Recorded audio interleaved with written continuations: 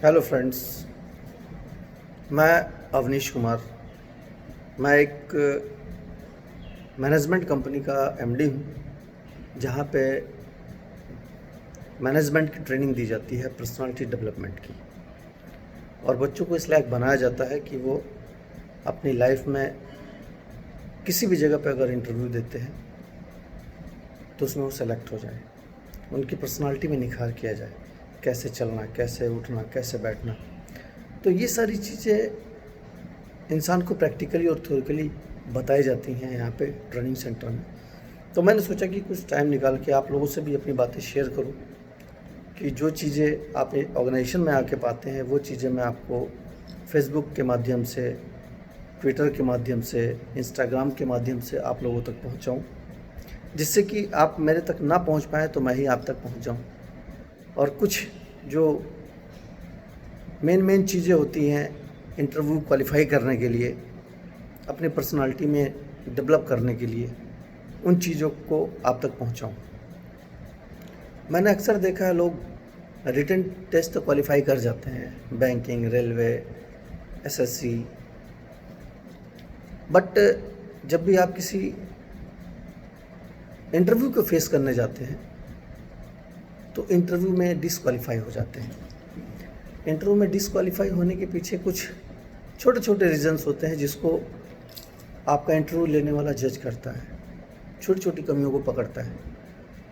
उन्हीं चीज़ों के बारे में मैं आज आप लोगों से कुछ डिस्कशन करना चाहता हूँ, कुछ इन्फॉर्मेशन शेयरिंग करना चाहता हूँ, जिससे कि आपको आने वाले जो भी आपके इंटरव्यूज़ है उसमें प्रॉब्लम ना हो।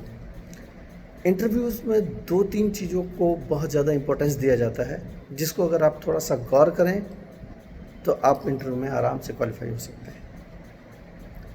डियर फ्रेंड्स, सबसे पहले आपका जो फर्स्ट इम्प्रेशन होता है वो मस्ट होना चाहिए। पहला इम्प्रेशन ही अगर आपके इंटरव्यूअर्स के ऊपर अच्छा पड़ जाता है तो फिर आगे की कहानी बन जाती है।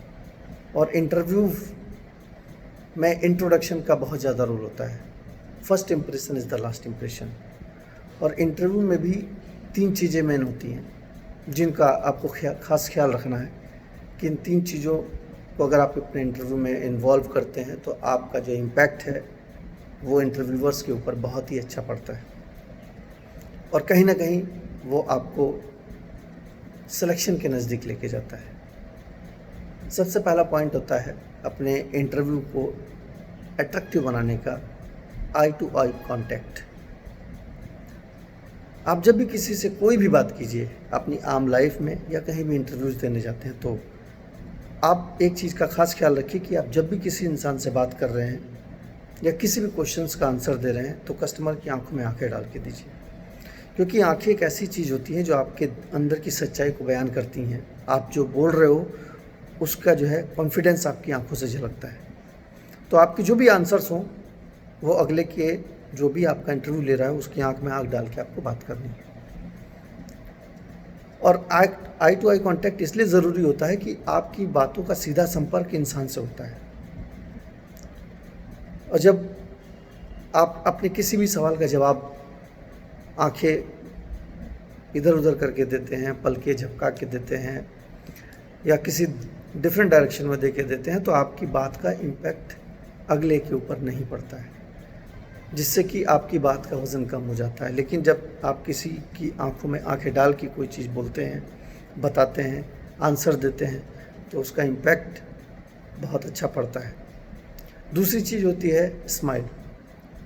आप अपने किसी भी आंसर्स का जवाब किसी भी क्वेश्चंस का जवाब अगर आप अपने इंटरव्यू में देते हैं तो आपके चेहरे पे स्माइल ऑलवेज़ होनी चाहिए, क्योंकि मुस्कुराता हुआ चेहरा हर किसी को पसंद आता है। और अगर आपके हर आंसर में स्माइल और आई टू कॉन्टैक्ट हो तो आपका इम्पैक्ट अच्छा बढ़ता है। तीसरी चीज़ होती है आपका एंथुजियाज्म, आपकी बॉडी लैंग्वेज।